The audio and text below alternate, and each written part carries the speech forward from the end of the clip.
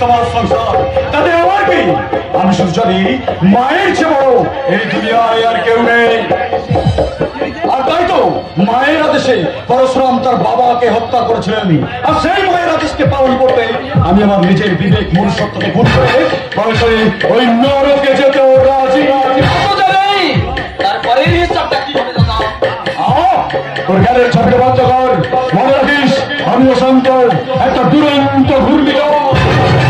তুমি তো বলো একদিন ঝড় থেমে যাবে, পৃথিবী আবার ওরে ওরে শঙ্কচূড়, আমি ঠিক সেই দিনটার অপেক্ষায় আছি যেদিন এই পুরোনো পৃথিবীর ভাঙা চোরা রূপটা বদলে ওই নবদিগন্তে উদিত হবে মানবতার নতুন সূর্য। এভাবে কোন খারাপকে আর অন্যায় অধর্মের পথে ওঠাও, সূর্যের গায়ে থাকবে কলঙ্কের দাগ।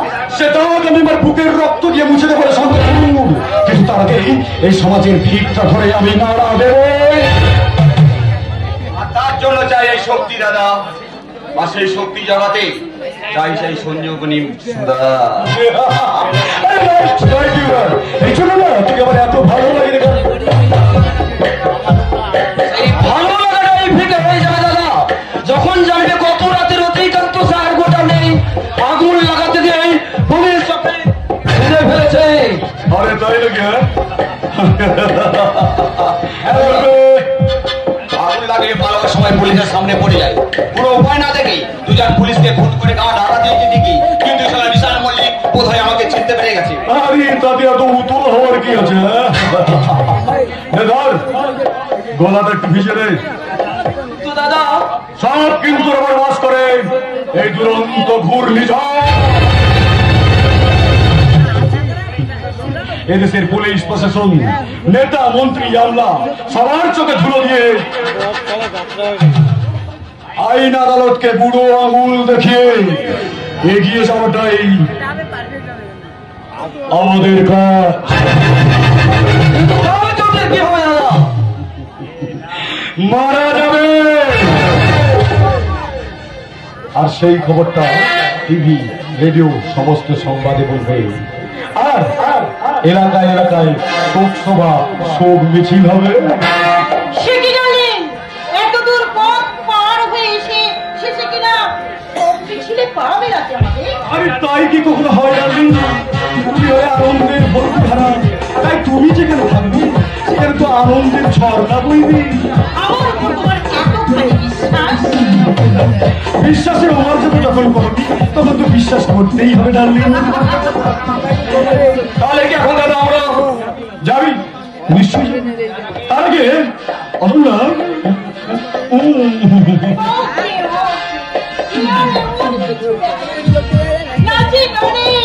আমি ওদের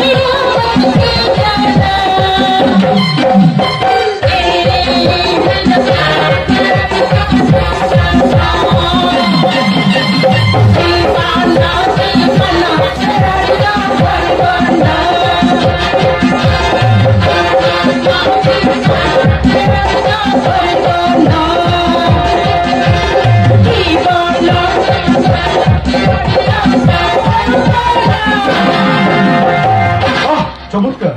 সত্যিই তুমি অনন্য, তোমার কাজ আর নামের মিল দিকে আমি অবাক হয়ে যাই। আমি অবাক হয়ে যাই ডাকেন, তুমি শুধু মেয়েদের মনে নয় এই সারা দেশে প্রেমের জোয়ার আনতে পারো। আর আমিও সেই জোয়ারে ফাঁসিয়ে দিতে চাই এই সমাজের সমস্ত জঞ্জাল। ওই লোকের যথেষ্ট নেড়ে গেছে, বাইরে আমার জন্য অপেক্ষা করবি। আমি ডাকলেই যাবো তোকে ভাই। দাদা আবার দেখা হবে 7 দিন পর।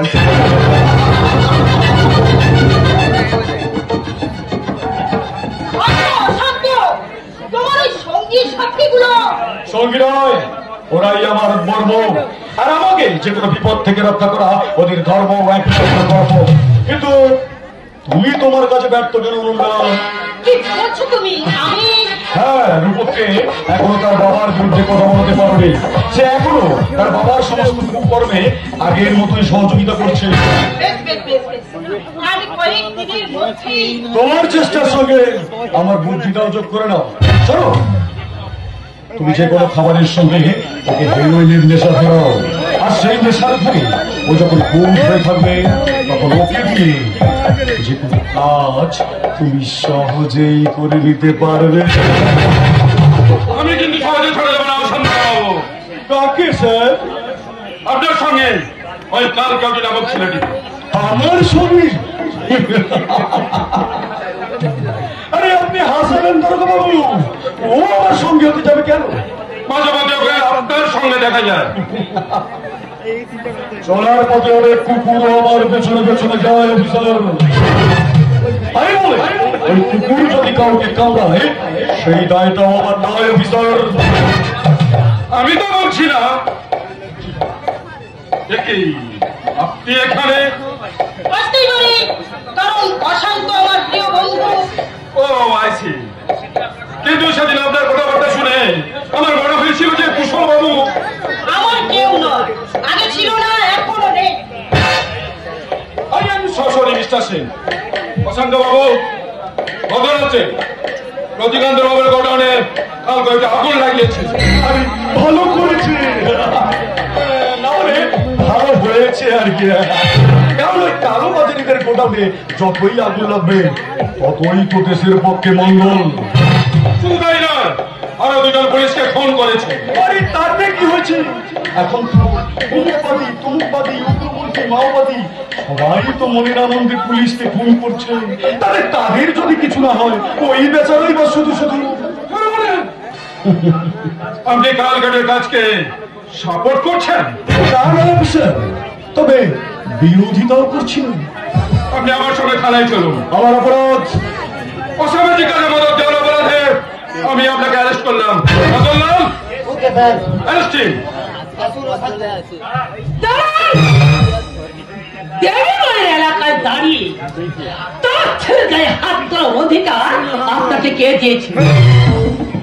আপনি দেবীমা, নমস্কার। কিন্তু আপনার ছেলে যে অসামাজিক কাজের সাথে যুক্ত আপনি তো জানেন। এদেশে কোন আদালতে দাঁড়িয়ে আপনি প্রমাণ করতে পারবেন না, কারণ এদেশে নেতা, মন্ত্রী, আমলা পর্যন্ত এই দেবী মায়ের নির্দেশের বিরুদ্ধে কোনো কাজ করেনি।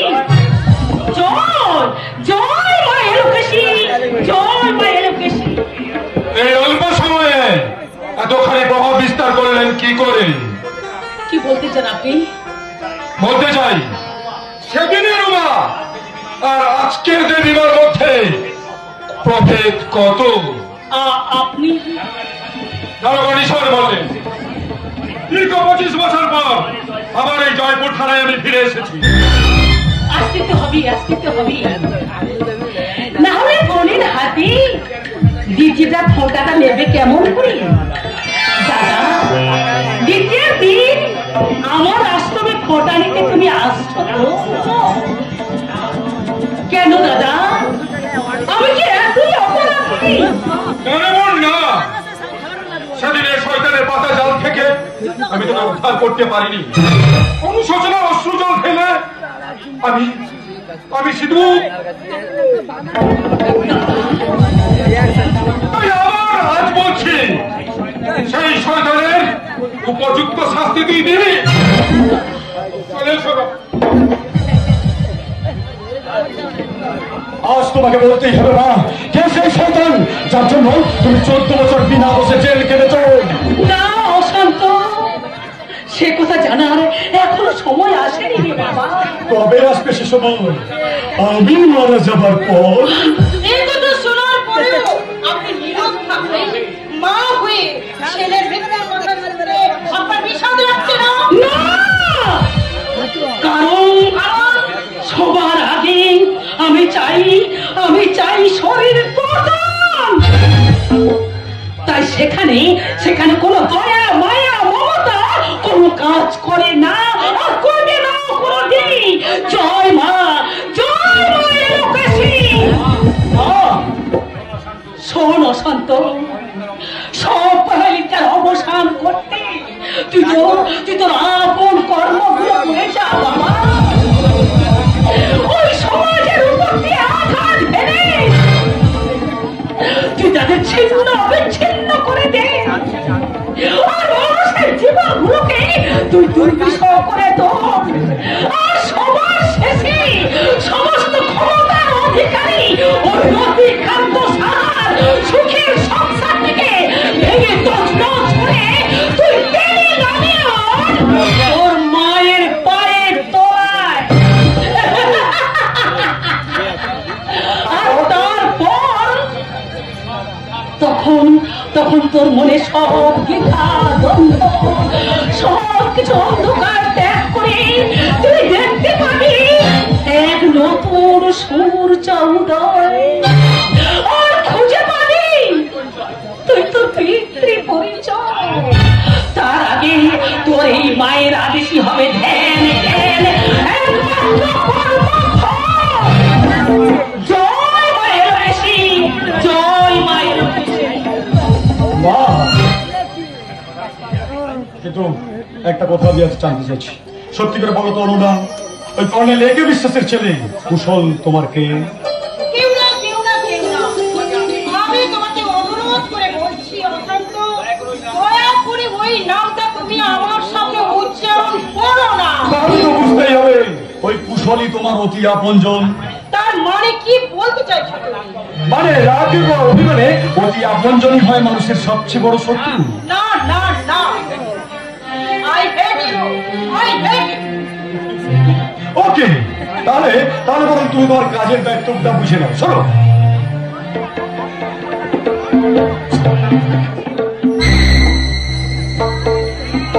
হ্যাঁ আরেকটা কথা, তুমি সত্যি করে বলো তরুণ না, তুমি তোমার মনের গুণেই পাকিস্তান দিতে চাও?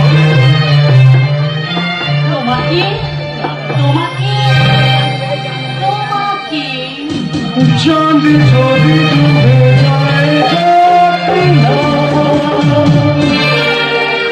মেঘে ঢাকা তারা ধরে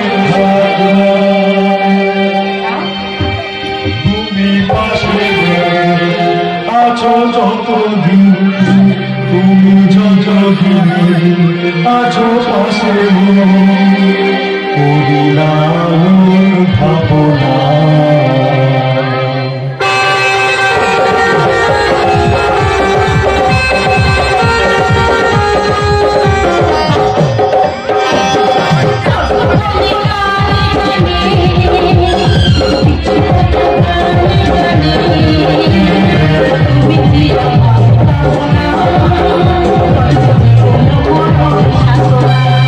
তুমি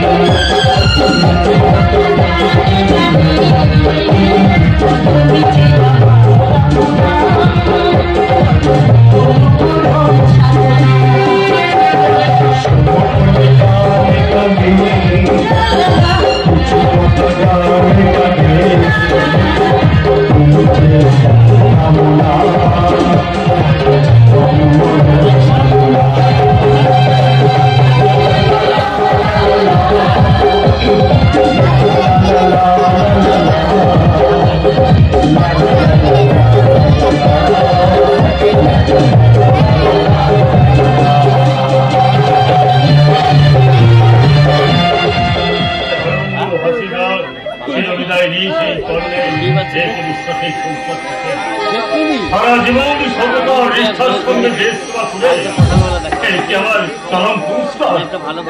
তোর বিধাতার অভিশাপে আমি জানি না মেয়েটার জীবনেও নেমে এসেছে কালে রাখতে, আর এদিকে ছেলেটার হ্যাঁ আমার ছেলেটাও কোথায় গেল?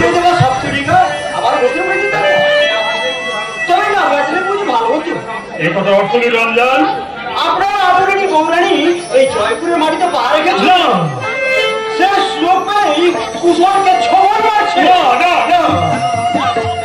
জানো, তুমি জানো রমজান, কলকাতায় ঘুরতে গিয়ে কুশলকে ভালোবেসেছিল।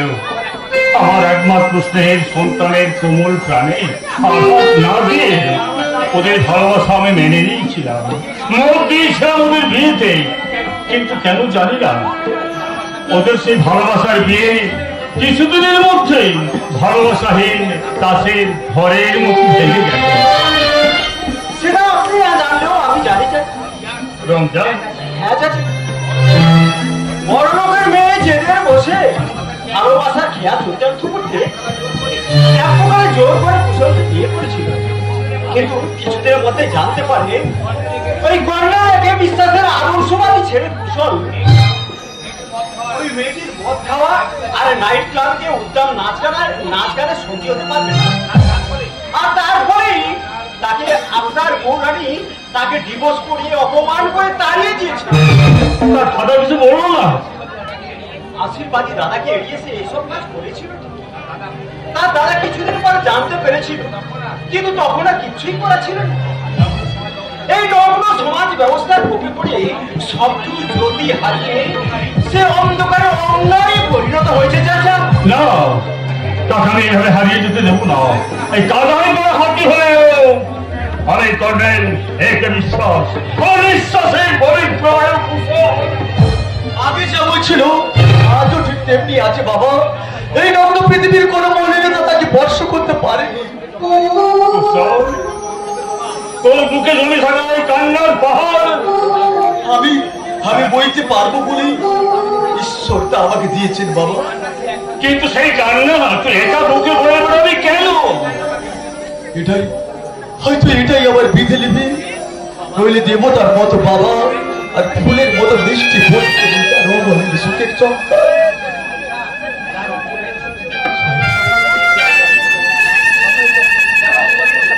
যার অমূল সুখের সংসার তার জীবনে এমন দুর্ভোগ নেমে আসবে কেন বাবা? তাহলে তাই বলে যদি আমার কাছে সে কথা গোপন রাখবি? অপরাধ ক্ষমা করো বাবা। ছেলে হয়ে বাবার কাছে যতটা বলা সম্ভব তার একটা কথাও হবে, কিন্তু নিজের বাপের বোঝা তো আর বাবার মাথায় চাপিয়ে দেওয়া যায় না। কুশল, তাই আমার দুর্ভাগ্যের বোঝা আমাকে বইতে দাও বাবা। আমার ক্ষয়িষ্ণু জীবন ধীরে ধীরে নিভে যাওয়ার আগে আমি আমার কর্তব্য পালন আমি না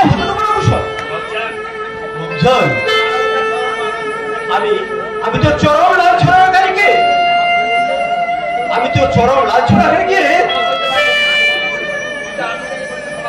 আমি কোনদিন ক্ষমা করবো না রে। আমি কোনদিন ক্ষমা করবো না। কিন্তু কি করবি তুই? আমি ভাবি দাদা অনুপম সেনকে জিজ্ঞাসা করে বলবো যে মানুষের জীবন নিয়ে ছিনিমিনি খেলার অধিকার তার বোনকে খেয়ে দিয়েছে। না না বাবা না, তুমি যাও না। একজন সম্মানীয় ডাক্তারকে আমি সব জানিয়ে দিয়ে আসবো। হয় খেলা বন্ধ হোক, নইলে কলকাতার মানুষ তিনি যেন কলকাতাতেই ফিরে যায়। তাহলে এই বেইমানি কোনো পদাচরণ নেই। এই জয়পুরের মাটিতে আমি দু জাতে পরিণত হতে দেবো না চাচা। আমি দু জাতে পরিণত হতে দেবো না।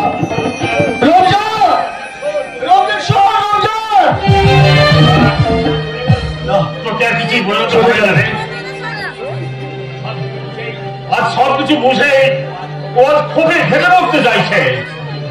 কিন্তু বাবা, এইভাবে তো কোনো সমস্যার সমাধান হতে পারে না। বিক্ষোভের যে বান ভাঙা স্রোত আজ আপনার থেকে বলতে শুরু করেছে, তাকে তুই কি দিয়ে আটকাবি? কর্ম শক্তি দিয়ে আটকাতে হবে বাবা, কারণ এটাই আমাদের একমাত্র সমস্যা নয়, যে সমস্যা আমাদের সংসারটাকে অক্টোপাসের মতো গ্রাস করতে চলেছে সেটা কি কৃষ্ণার জীবন, যাকে আমরা অতি আদর যত্ন করে মানুষ করেছি, যার গায়ে এতটুকু কাটা আঁচড় পর্যন্ত লাগতে দেয়নি, সেই কৃষ্ণ সুখে আছে, মহা সুখে আছে। এটা তো কলিকাল, সাগরে চাটে বাঘের গাল।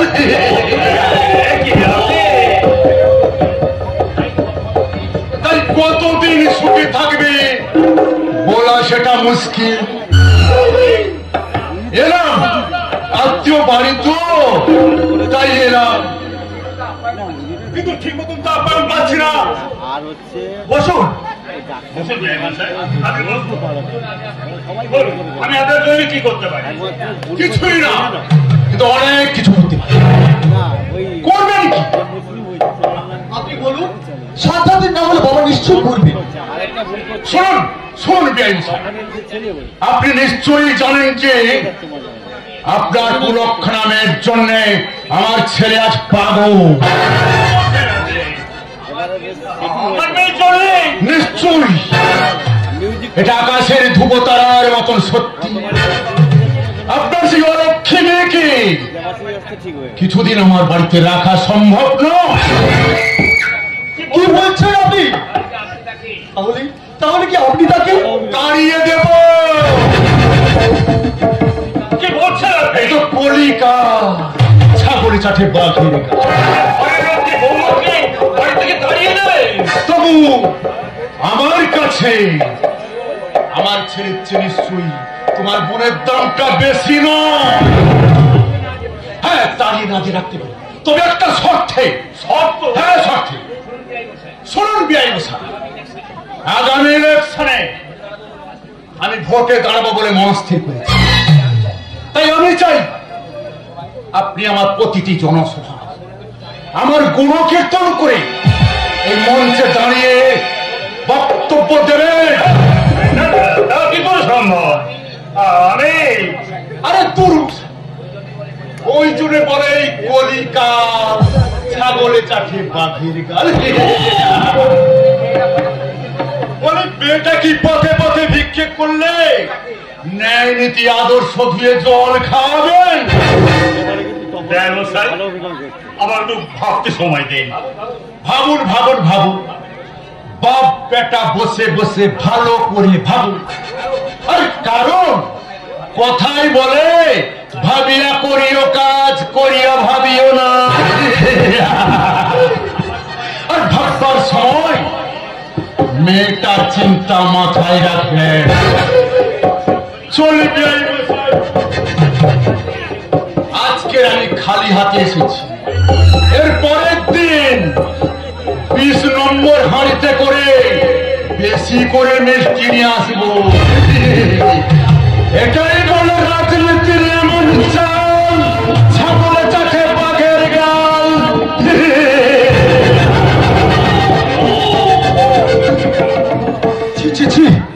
এরা কি মানুষ না অন্য কিছু, যারা সংসারটাকে জুয়ার বোর্ড আর মানুষগুলোকে গুটি করে খেলতে চায়? জীবন জুয়ার খেলা।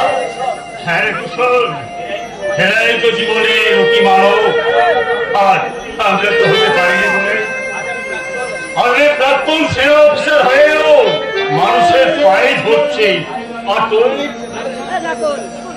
নিজের স্ত্রীর কাছে হয়েছিস উপহাসের পাত্র, খেলার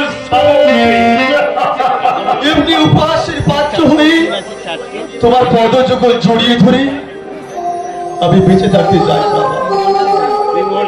তবু কুশিক্ষার কবলে পড়ে বাবার অধর্মে রথে চড়ে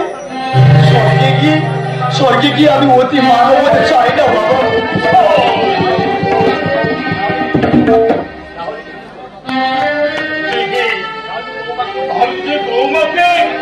তার নিজের পথে চলার স্বাধীনতা ফিরিয়ে দিয়েছে, তাই তাকে নিয়ে আর নতুন করে কিছু ভাবতে চাই।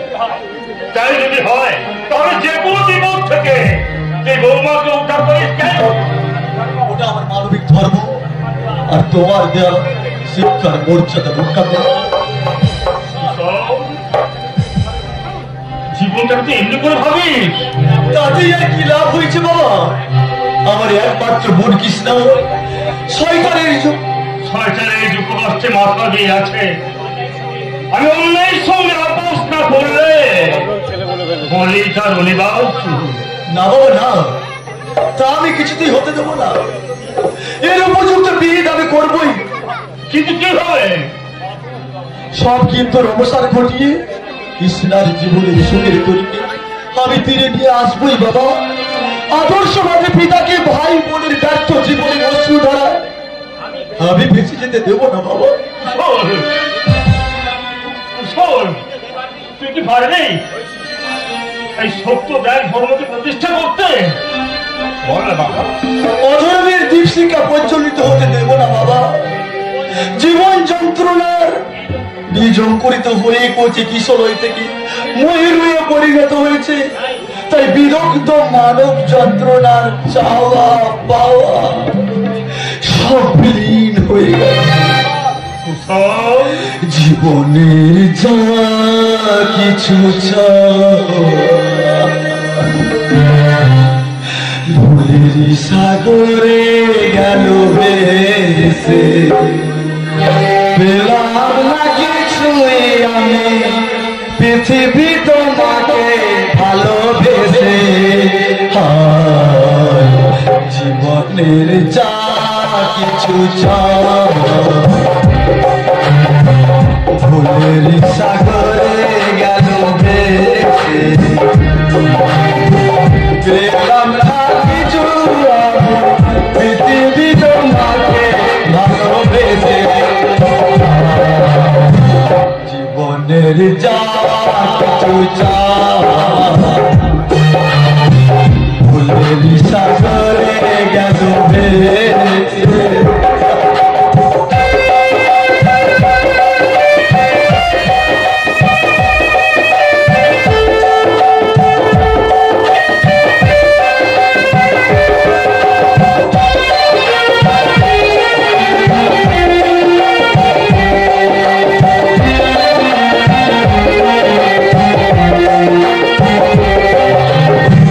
স্বপ্ন হলো যে আলে আসতো জীবনে,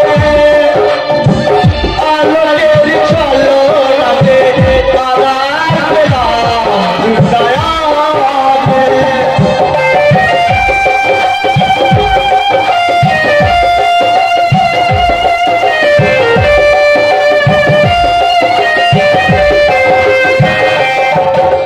স্বপ্ন হলো যে আলে আসতো জীবনে, আলোকের চলো রাতে তারার বেলা দয়াতে। তুমি মোর ডুবে গেল চিরল সীমার কাছে এসে, পেলাম না কিছু আমি পৃথিবী তোমাকে ভালোবেসে। জীবনের যা কিছু ভুলের সাগরে গেল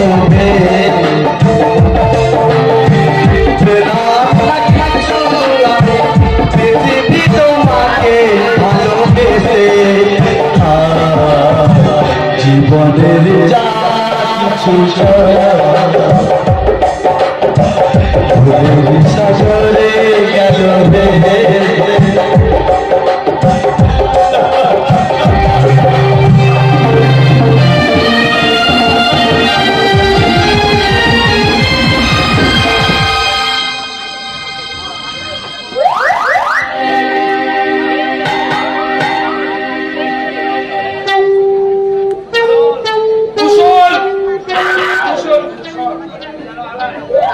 কি যেন হয় ওই সারা কর্নেল সাহেবের পোলা কুশলটার পালায় পড়া আমাকে পোলাটা এবার উৎসবে গেল। ভাইয়া ভাইয়া নয় তুমি, তোমাকে আমি অনেক ছোট, তাই তুমি আমার নাম ধরে ডাকবে। আরে হবো তোমাকে নামটা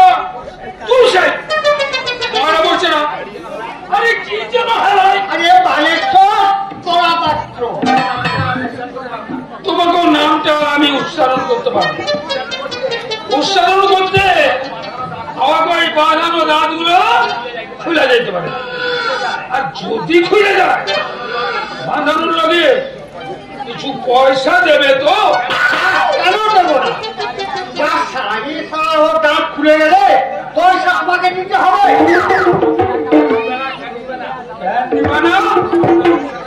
তোমাকে নাম উচ্চারণের লগেই তো আমাকে দাঁত খুলে যেতে পারে। আমাকে নাম ধরার জন্য তোকে মাথার যুক্তি দিয়েছে। আচ্ছা ধরে টানানোর আগে পয়সা দিবা কেন? আমাকে তো টাকা কামাইনি, তোমাকে আমি পয়সা দেবো। ও তাই তো, আমিও তোমার আগে এই পাহাড়ের মতো নামটা আমি কইতে পারবো। তোমার নামটা রে আমি ছোট্ট করে কমু।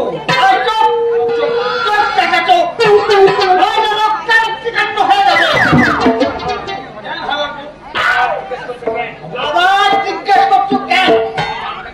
আমি নামটাকে ছোট করলে আমার দেশটি রকমান্তর হবে। আমি তোমাকে ছেড়ে দেবো। কোন পাগলের পাল্লে পড়ে হয়? আর একবার পাগল বললে তোমাকে আমি ছাগল বানিয়ে দেবো। এই ঢাকার পড়া রহমতমিও কম যায় না। আইসো দেখি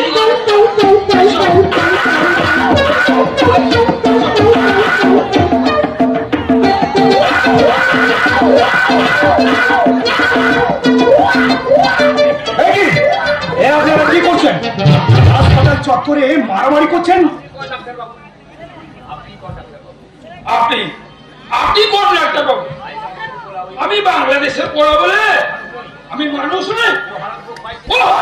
কয় কিনা আপনার ভাষাটাকে ঠিক করুন, এখানে বাজে কথা বলা উচিত নয়।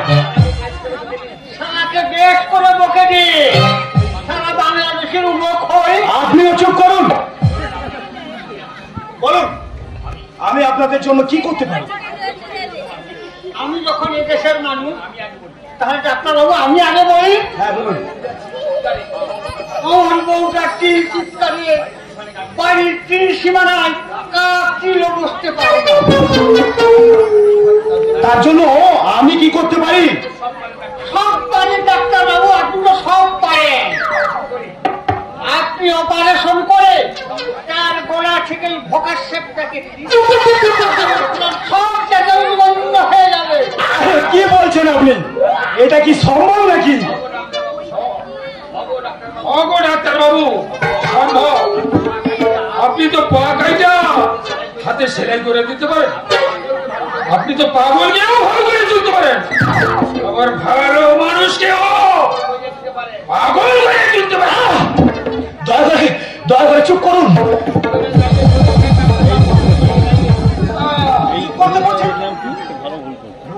ডাক্তারের কাছে রুগী আসবে, এটা তো আপনি তার ব্যতিক্রম ঘটাতে চাইছেন কেন? আপনি যারা রুগীও এসেও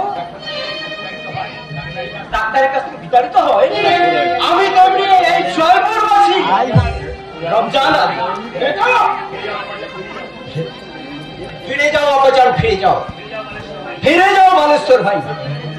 ডাক্তারের যেখানে রুগী সেখানে অনুরূপী চিকিৎসা হবে কিন্তু। রমজান বাবু, আপনি আপনাকে কোনো আঘাত করার উদ্দেশ্য আমার নেই, আমি শুধু চরম সত্যটাই বলতে চাইছি। যাও আব্বাজান, বাড়ি যাও।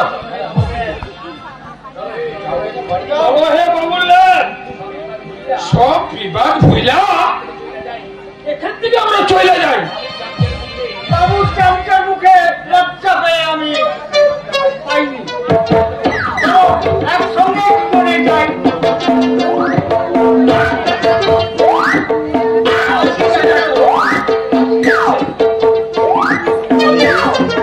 আমি রোগী, এই কথাটা আপনার মনে হলো কেন?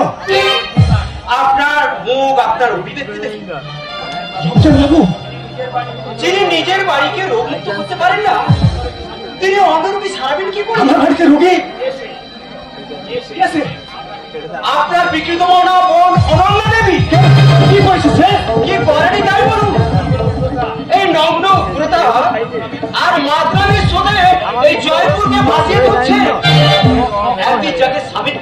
রেখেছিলেন আজ তাকে আঘাতে আঘাতে জর্জরিত করছে। আপনি কি বলছেন? কি নাম তার? কেন আপনি তাকে চেনেন না? বিশ্বাস করুন আমি তাকে চিনি না। আমার পিতৃমাতৃহারা একমাত্র বোন, ছোটবেলা থেকে তাকে অনেক আদর যত্নে মানুষ করেছি। কোনোদিন তার স্বাধীনতায় হস্তক্ষেপ করেনি। বিশ্বস্ত সূত্রে শুনেছিলাম সে কোনো এক আদর্শবাদী প্রতিভাবান ছেলেকে রেজিস্ট্রি ম্যারেজ করেছে, কিন্তু সেই কথার রেস কাটতেই শুনতে পেলাম আমার বোন তাকে ডিভোর্স করেছে। তারপর আপনি ছেলেটির কোনো খোঁজ নিতে গেলেন? নিয়েছিলাম, কিন্তু তার কোনো সন্ধান পাইনি। শুনেছিলাম ছেলেটি নাকি বিধ্বস্ত মনে তার গ্রামের বাড়িতে ফিরে গেছে। সে কথা শুনে আমি দুঃখ পেয়েছিলাম ঠিকই, কিন্তু সমবেদনা জানানোর কোনো পথ আমি পাইনি। আপনি যখন জানেন না তখন আপনাকে আর আমি কি বলবো বলুন? আচ্ছা চলি ডাক্তারবাবু। দাঁড়ান, বলুন না তার নাম কি? বেশ তাই বলছি শুনুন। ডিভোর্স হয়ে আপনার সেই ভগ্নিপতি এই জয়পুরে বিখ্যাত কর্নেল একে বিশ্বাসের ছেলে কুশল বিশ্বাস। জয়পুর আকাশের এক উজ্জ্বল যোগ্য ধ্রুব তারা, এমন একটা হিরের টুকরো ছেলেকে আমার বোন কিছুদিন মেনে না যায় না। এর প্রতিকার আমাকে করতেই হবে। আকাশে উঠতে চাইলেও তা কখন সম্ভব নয়। তুমি চোখে ভালোবাসার কাজল পড়িয়ে মিথ্যা ধোঁয়াশার জালে এ তোমার কোন খেলা অনুভব? মানে একটা মানুষ যাকে সুস্থ বলে 12 ঘন্টা পর হাসপাতাল থেকে ছেড়ে দেওয়ার কথা, যে কোন জাদুকাঠের ছোঁয়ায় পাগল হয়ে গেল, খুলে বলবে না? পাগল যদি হয়ে গেছিল তাহলে আমাকে জানিয়ে এলে না কেন? কেন সেদিন চোরের মতো ডাকাতের গুহা থেকে চোরের মতো বেরোতে হয়, সাধুর মতো নয়। তার মানে বলতে পারো সোনালি, তোমার বাবার কোন ষড়যন্ত্রের শিকার হিসাবে সেদিন তুমি আমাকে তোমার বাড়িতে নিয়ে গেছিলে? অনুভব আমার মর্মভেদী হাহাকার, যা শোনার মতো মন তোমার নেই সোনালি। তার মানে সেদিন আমার বাবা তোমাকে পুষ্পস্তবক দিয়ে আমাকে সম্মান জানিয়ে আমার শিক্ষা, বিবেক, আদর্শকে খুন করে রক্তাক্ত করেছে। আর সেই রক্ত দেখে চমকালে চলবে কেন? অনুপম, তোমায় অনুরোধ করছি, আমাকে তোমার কথাগুলো সব কষ্ট করে খুলে বলো। জানতে চেও না সোনালি, আমার সেই বেদনা আমাকে বলতে দাও। তুমি কি আমাদের ভালোবাসাকে উপেক্ষা করতে চাইছো? তাই কি কখনো পারি? ভালোবাসা বাজার থেকে কোনো কেনা খেলনা নয় যে তাকে যখন ইচ্ছা ছুঁড়ে দেওয়া যায়। তাহলে সেই ভালোবাসাকে মর্যাদা রাখতে অনুপম কোন কারণে তুমি সেদিন? না সোনালি না, অন্তর থেকে উপলব্ধি করা কথা মুখে বলা যায় না, আর আমি বলতেও পারবো না। I am very tired. Leave me alone, Sonali. Please, leave me alone. বেশ, তাই দিলাম, কিন্তু বৌদির চোখের জল যে আমি আর সহ্য করতে পারছি না। পাগল দাদাকে চিরকাল পাগল হয়ে থাকতে হবে। অন্তত এই সমাজ সংসারের নগ্ন কুশ্রী রূপটা দেখে তাকে মরার আগে মরতে হবে না। তুমি দাদা চিকিৎসা করবে তো অনুপম? কারণ ডাক্তার আর কোসাইয়ের ভূমিকা যে আলাদা তা যেদিন আমি প্রমাণ করতে পারবো সেদিনই আমি তোমার দাদার চিকিৎসার দায়িত্ব নেব। তার আগে নয় সোনালি।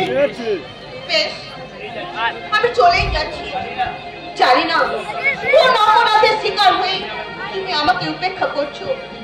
তুমি বিশ্বাস করো, আমার সেদিনের ভালোবাসার মধ্যে কোনো খাদ ছিল না, আর আজও নেই।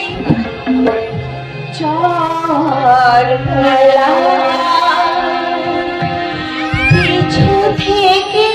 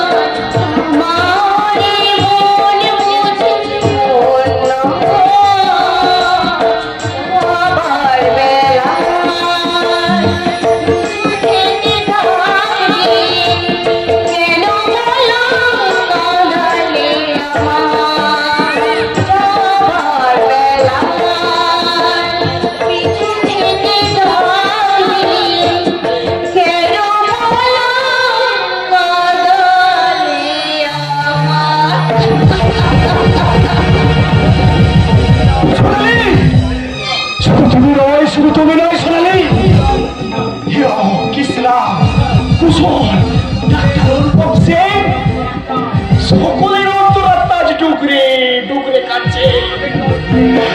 সেই চোখের জল মুছে নেওয়ার সাধ্য কারণ নেই।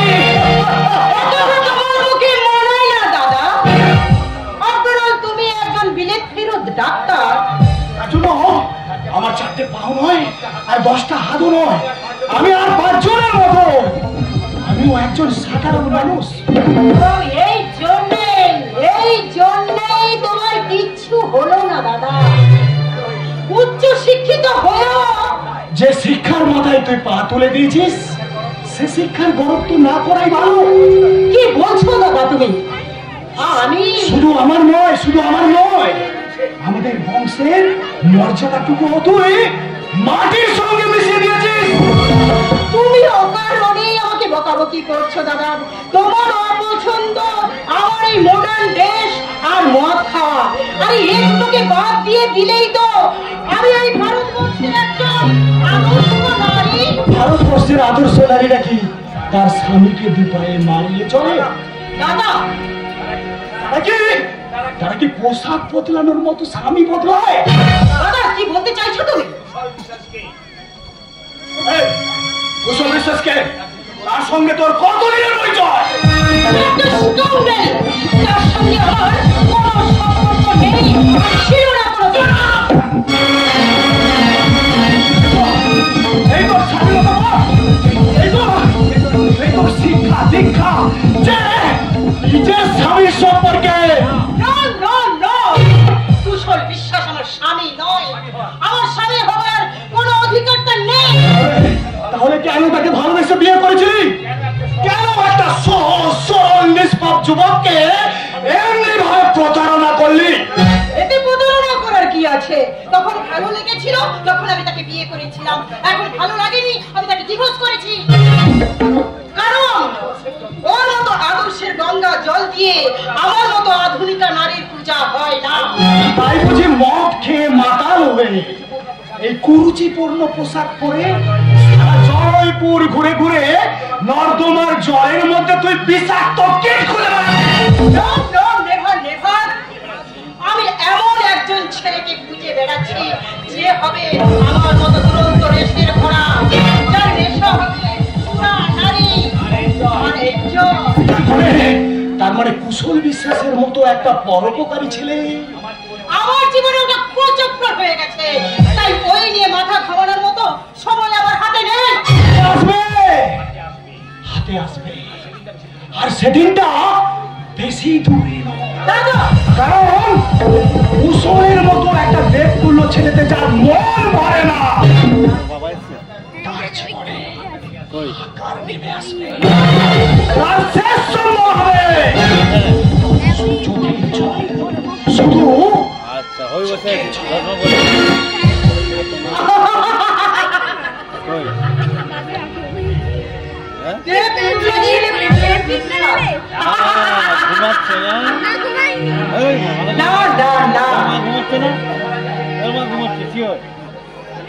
আমার এই ব্যক্তিগত জীবন ধারাকে যে মেনে নিতে পারবে না, তার জীবনে আমারও খাই নেই।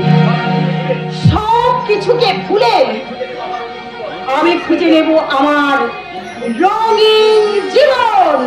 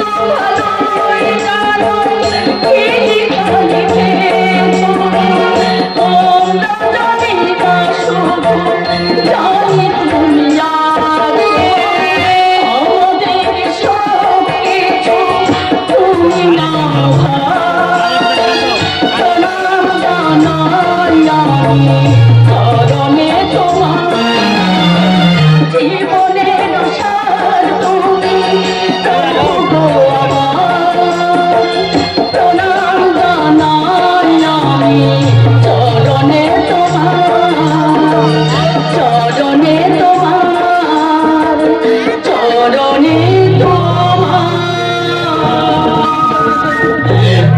এখন আমি কি করবো তুমি বলে দাও ঠাকুর তুমি বলে দাও এই মেয়েটা তুমি কাঁদছো কেন গো? তুমি আমাকে চিনতে পারছো না? আমি তোমার কৃষ্ণা গো। আমার কৃষ্ণা? না না না, তুমি তো আমার কেউ না। তুমি আমার কেউ হলে তাহলে কাঁদবে কেন জানো না? আমি কান্না ভুলে গেছি, এখন শুধু হাসছি আর হাসছি। তোমাকে কিছু মনে পড়ছে না? তাহলে কেমন চিকিৎসা হচ্ছে? কিসের জন্য এত ওষুধ আর ইঞ্জেকশন?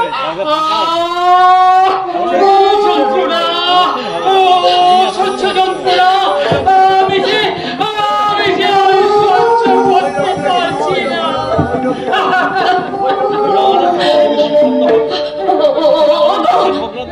ওই লোকগুলোকে বলো না আমাকে যদি ইঞ্জেকশন না দেয়। আমার তো কিছুই হয়নি, তাহলে ওরা শুধু শুধু আমাকে ইঞ্জেকশন দেবে কেন? আমি আর সহ্য করতে পারছি না। ঠিক আছে, আমি বাবাকে বলবো। এখন তুমি ঘরে চলো। না না না, ওই ঘরে গেলে